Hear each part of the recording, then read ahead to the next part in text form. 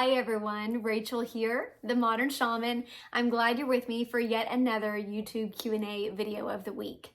If you are unfamiliar with me, I am a working shaman and psychic, and I have been in this metaphysical and spiritual and paranormal community for many years.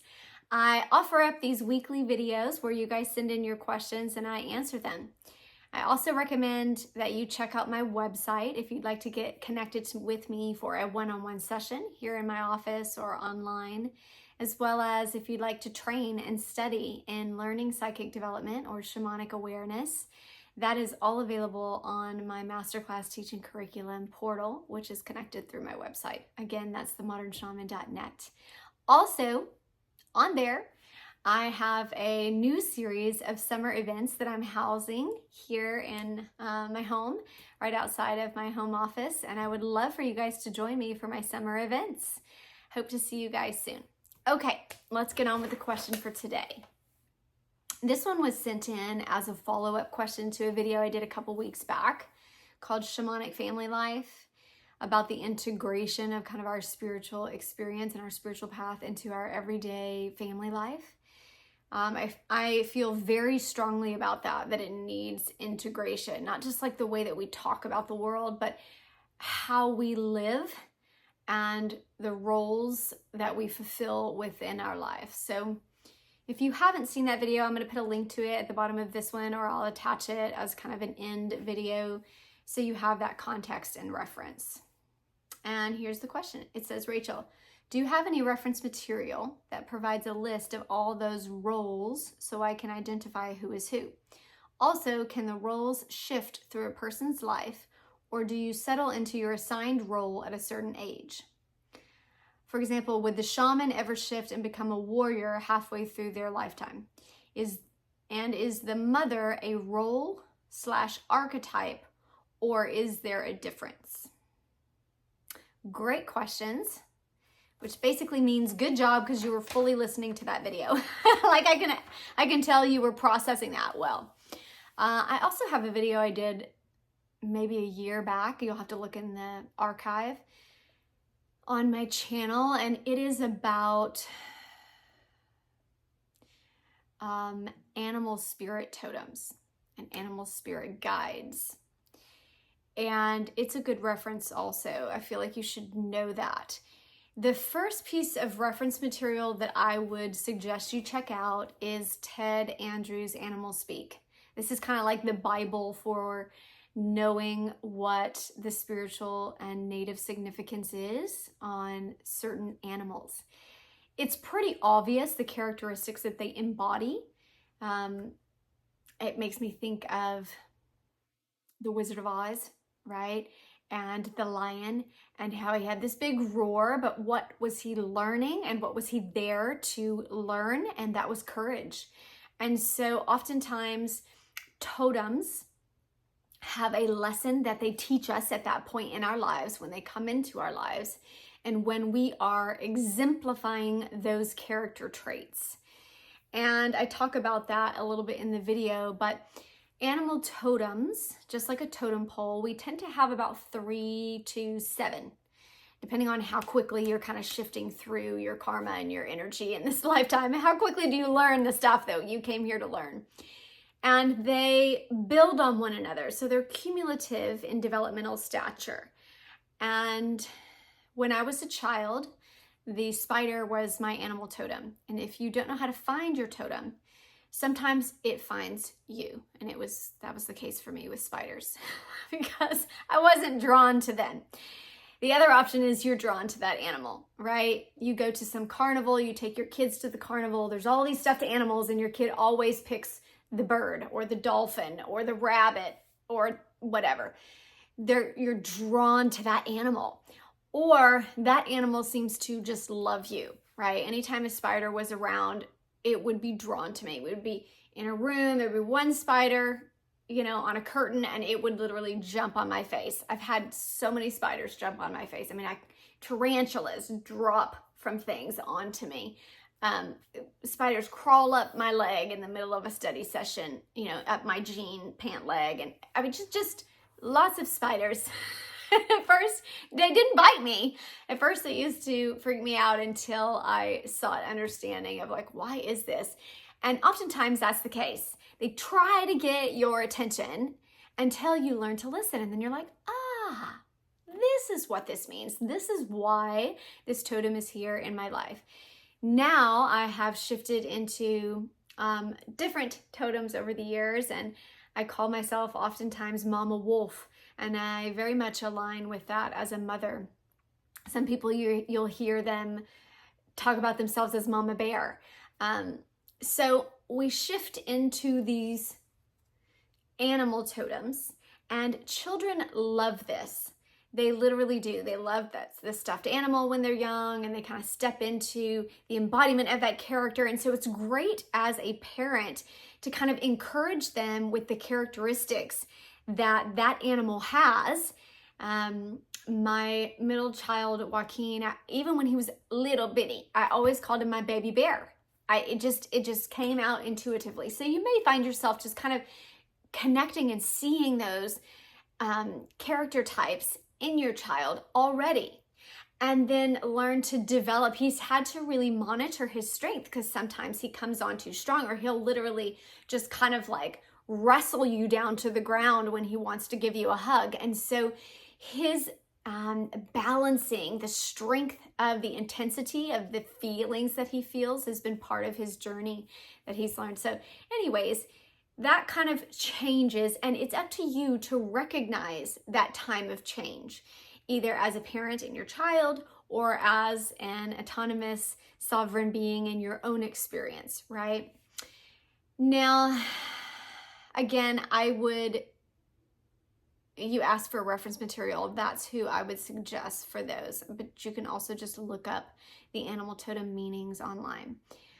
The roles, this is different. Roles are what I would define as the actions that you take and fulfill within the tribal dynamic, so the family dynamic or your tribe. And this is kind of where chores come in, and this was taught to me and passed down by my parents. Now, many of you know my father's Cherokee, and so I grew up in kind of a household that had a very strong kind of tribal understanding. We had these weekly meetings. This is where I learned the roles of growth and development. And back when I was a child, our weekly meetings actually had like a talking stick. Like we had a stick that had like a feather at the end of it, and you didn't get to talk unless you were holding the stick, and we passed the stick around. And only when you had that stick did you have the authority to speak, and it was way more formal. But I don't do that for my family, but you know, different families do it different. But that's where I learned the roles. And so I don't have a reading reference for you on that one, but I can just tell you that the way that I follow and the way I was taught is that when you are a toddler, you are an explorer, and that is the role. You're not expected to do much in terms of the tribe, except just go explore, just learn life, just see what it's all about, okay? Then when you age into kind of where you would go to school, right? Like preschool and kindergarten, then you become the learner. And this is the phase where you're expected, and part of your role within the tribe is to learn, and you're respected as such. So this is when the elders or the parents would say, like, what did you learn at school today? Or teach me about the technology, because you're in the world of the youth, and there's a lot that they learn that they're expected to learn as their role within the tribe, and to bring that into the tribe, because we don't learn it, especially with technology or just things of certain age groupings or different times when you're born into. You have to bring that into the tribe and kind of help the rest of the tribe with that. Then the next phase, which I shared earlier in that previous video, typically when you turn 16, but it's not always when you turn 16, it's when you were ready. You move into the role of a leader within the tribe. And this is where you're like the older sibling, and you are expected to kind of take on a larger role. This comes with a vision quest and a whole time of transition that's recognized as stepping into a role of leadership. And essentially you are kind of more responsible for all of the younger siblings and helping them within their roles within the tribe. Your chores kind of change more of, take on more responsibility of caring for the younger ones and making sure that they fulfill their duties. And then after you're kind of like graduating through college and you're now in the working world, you transition into the teacher. And so those are the 4 main roles, and that's what I learned and was taught. So that's what I'm sharing with you. There are archetypes, and those typically are referred to from Carl Jung's whole 12 archetypes. There's a lot of philosophies that kind of connect with archetypes. And I understand that. I think that process is very powerful to have wisdom and understanding. And the masculine and the feminine aspects of that, mother and father aspects of that, but they're different from the tribal dynamics that I'm speaking of. When you said, is the mother a role or archetype, or is there a difference? There's a difference from a role and an archetype, because a role is someone that fulfills certain actions within the family dynamic, right? And the mother literally has a sense of bearing and giving and caring for the children. A lot of times it's making the food for the family. It is the one that essentially provides sustenance for the growth and development. So that is more of a role that you play. And then the shaman that I talked about also, that is more of a spiritual guide in the household. So I'm both, and you will fulfill multiple roles. I will also say that when I was a single parent, I fulfilled both the role of the warrior, which is like the protector and the provider, and the shaman and the mother. So there was I don't know that I ever fulfilled the father role, but I did fulfill that in terms of the tribe. That's what I contributed to the tribe. And some marriages or some partnerships and tribal communities, these kind of shift, right? I'll be honest with you, with my first husband, I think I was, never mind, that sounds judgmental, but there are people out there that are like men or women children. You know, you'll hear about like the man child or like the woman child, where they're still kind of in the leadership role. They haven't fully stepped into themselves as a teacher. So there's still kind of like dependence of their parents, and they're older, or they live in the basement, or they still depend on their parents to help them get jobs, even as like 40-year-olds, you know, like they're just asking mommy and daddy to help them all the time. They're not independent, so they're not quite filling that role. And so certain relationships may be like that. And you may be fulfilling different roles, or maybe you haven't fully stepped into the maturity of a particular role.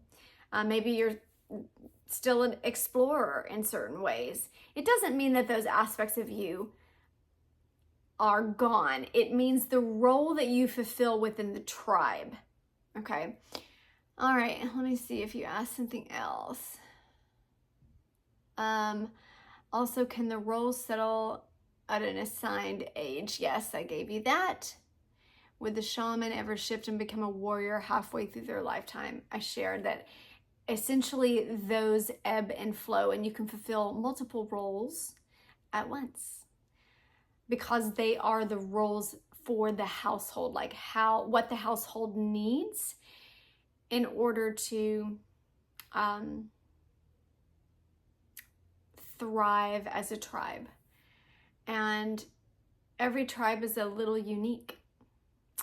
And think about that. If you think about our ancients, there were tribes that were more war driven. There were tribes that were more communal driven. And so the same is true of different households and family tribes in the way that you kind of shape and create yours. I would say intuitively tune in instead of, use what I've said and take it with a grain of salt and what resonates with you and may be helpful, but also tune into what you feel like works for your family dynamic within those roles. It's a great way to encourage developmental, emotional growth within children and adults too, as we kind of take on these different roles that we fulfill, and to recognize them. There's something that happens when we identify, when we language. It shows honor and respect, and then we begin to fulfill it even more so. So I hope that was helpful to you. I will be back next week with another video. Bye, you guys.